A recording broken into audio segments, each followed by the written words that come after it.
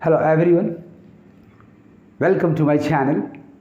Students, आज मैं आपके लिए बिल्कुल एक नया टॉपिक लेकर आया हूँ। Test yourself at English.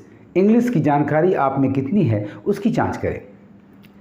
Topic शुरू करने के पहले आइए इस वीडियो को लाइक कर लें, मेरे चैनल को सब्सक्राइब कर लें और साथ साथ बेल आइकन को प्रेस कर लें ताकि आपको लेटेस्ट नोटिफिकेशंस मिलते रहें। आइए टॉपिक शुरू करते हैं।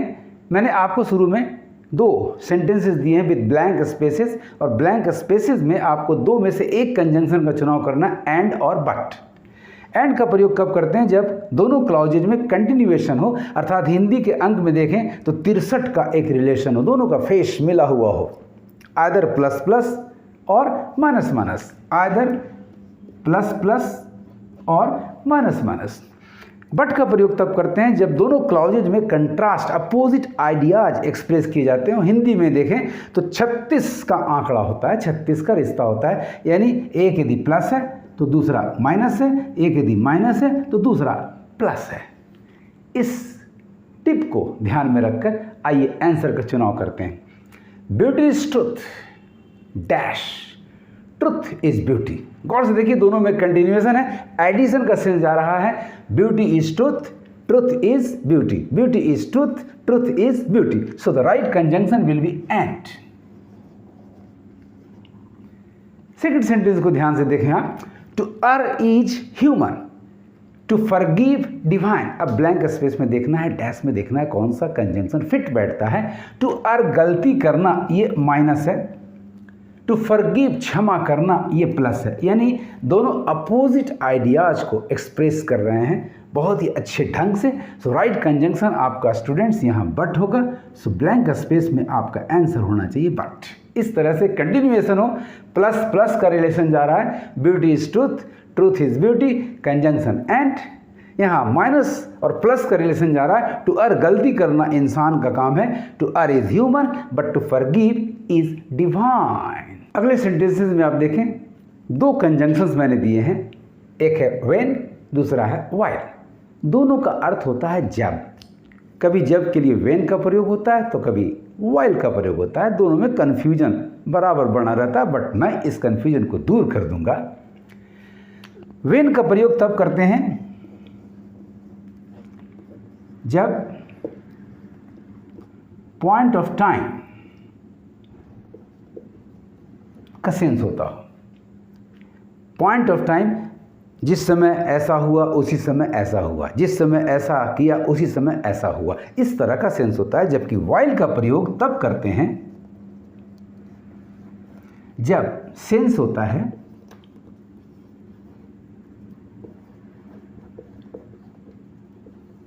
पीरियड ऑफ टाइम, इसके दौरान, ड्यूरिंग का सेंस होता है, या एट द टाइम ऑफ में व्हेन, ड्यूरिंग के सेंस में हम व्हाइल का प्रयोग करेंगे। जबकि दोनों की हिंदी एक ही होती है, जब। तो आइए एग्जामिन करें सेंटेंसेस में ब्लैंक स्पेसेस में कौन सा कंजंक्शन आएगा, व्हेन या while. Dash the sun rises. भाई सन जो है 5:34 पे, 5:13 पे राइज करेगा, यानी पॉइंट ऑफ टाइम बता रहा है। तो राइट कंजंक्शन आपका यहाँ व्हेन होगा। सो ब्लैंक स्पेस में आप भर दें, when the sun rises it gets morning, when the sun rises it gets morning. Second example में देखें, नंबर 4 में, dash I was having a walk in the garden. मैं बगीचे में टहल रहा था। इट स्टार्टेड रेनिंग, यानी मेरे बगीचे में टहलने के दौरान, ड्यूरिंग माई वॉकिंग ऐसा हुआ। यानी यहाँ period of time, period action का सेंस आ रहा है। राइट कंजंक्शन आपका स्टूडेंट्स यहाँ व्हाइल होगा।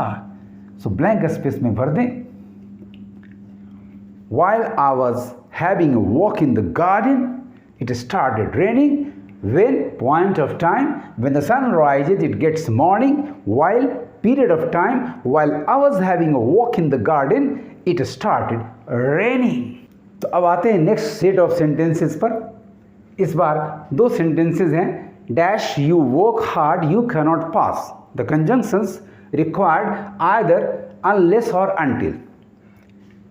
नंबर 6 है, don't get down dash the train stops. Conjunctions unless और अनटिल। सवाल है अनलेस और अनटिल का इस्तेमाल कब कब करेंगे। यदि आपके सेंटेंस में क्लाउज से कंडीशन एक्सप्रेस हो रहा हो, जब तक नहीं कंडीशन एक्सप्रेस कर रहा हो, तो आप अनलेस का प्रयोग करो। और यदि टाइम का सेंस हो रहा हो, जब तक नहीं, यानी वो काम होने में थोड़ा समय लगेगा, तो अनटिल का प्रयोग कर दो आप। अब सेंटेंसेस को आप देखो और एग्जामिन करो, which one will be the correct conjunction. Dash you work hard you can not pass, आपके पास करने का एक कंडीशन दिया जा रहा है, एक शर्त है आपका मेहनत करना, यानी 5 में सेंस कंडीशन का है, सो आपका फिलर होगा unless. Unless you work hard you can not pass. Number 6 में देखिए, डोंट गेट डाउन, मत उतरना, मत उतरो, नहीं उतरोगे। Blank space the train stops, जब तक गाड़ी न रुके, और गाड़ी रुकने में टाइम लगेगा, यहाँ टाइम का सेंस जा रहा है, सो राइट आंसर आपका यहाँ अनटिल होगा। So don't get down until the train stops. Unless you work hard, you cannot pass. Condition unless, don't get down until the train stops. Time until. बड़ी आसानी से आप कंजंक्शंस को पकड़ पाएंगे, वो चाहे फिलर हो चाहे कॉमन एरर का सवाल हो। You will never get in a mess.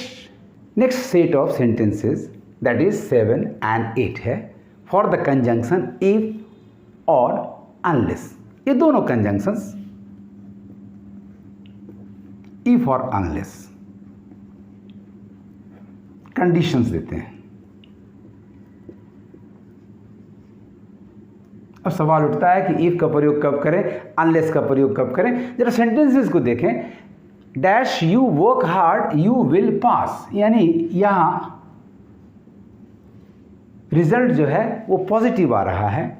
Number 8 में देखिए, dash you work hard you will fail, यहाँ रिजल्ट आपका नेगेटिव आ रहा है।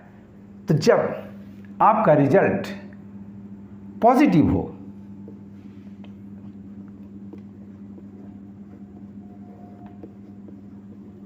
तो इफ का प्रयोग करें। यस यू विल पास, तो इफ का प्रयोग करें। और यदि आपका रिजल्ट नेगेटिव हो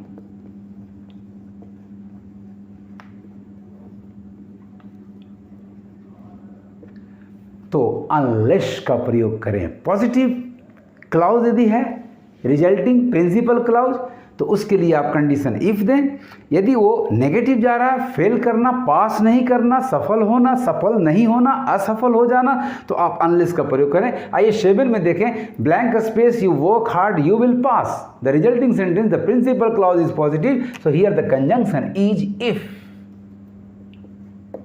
if you work hard you will pass, if you work hard you will pass, यदि तुम मेहनत करोगे तो सफल हो जाओगे, पास कर जाओगे। नंबर 8 में देखिए, blank space you work hard you will fail, negative principal clause है, नेगेटिव रिजल्ट है, सो यहां कंजंक्शन अनलेस होगा। Unless you work hard you will fail. How easy to find out the right conjunction. Next set of sentences आपका है sentence number 9 and 10, till और until के लिए। ये दोनों कंजंक्शंस टाइम शो करते हैं, दोनों के अंतर को हम देखेंगे। टिल का प्रयोग तब करते हैं जब आपका प्रिंसिपल क्लाउज पॉजिटिव होता है, और अनटिल का प्रयोग तब करते हैं, अनटिल का प्रयोग तब करते हैं जब प्रिंसिपल क्लाउज नेगेटिव होता है। आपका प्रिंसिपल क्लाउज नंबर 9 में प्लीज वेट है, एंड नंबर 10 में प्लीज डोंट गो है। प्रिंसिपल क्लाउज आधार हमारा प्रिंसिपल क्लॉज, जैसे इफ और अनलेस में देखा, उसी तरह टिल और अनटिल में देखे ना, दोनों का अर्थ लगभग सेम है, जब तक नहीं, जब तक नहीं। So please wait, the principal clause is positive, so यहां ब्लैंक स्पेस में आपका कंजंक्शन टिल जाएगा। Right answer is till. Please wait till I get ready, जब तक मैं तैयार ना हो जाऊं, इंतज़ार करें। मेरे तैयार होने तक इंतज़ार करें। आप जैसे इसकी हिंदी कर लो।